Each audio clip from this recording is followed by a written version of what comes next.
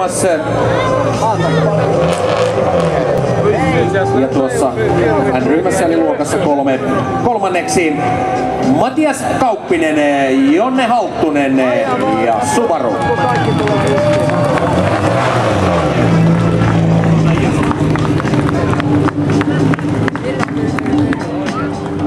Joo, mä odotan kun mä saan tästä valokuvia. Joo. Mä odotan tästä kun mä saan valokuvia tästä näin. Hyvä. Ja Matias Kauppinen kokonaiskilpailun 24.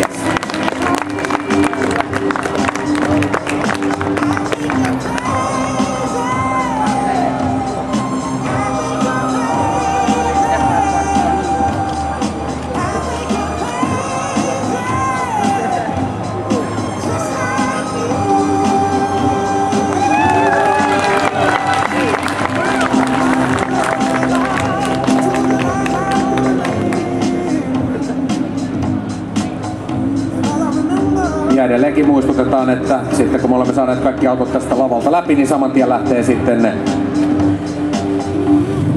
bändi soittamaan, eli ei kannata tosiaan karata mihinkään täältä alueelta, vaan meno jatkuu sitten tästä eteenpäin.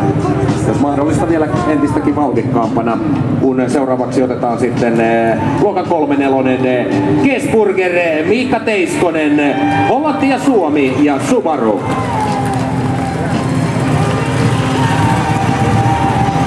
Good job.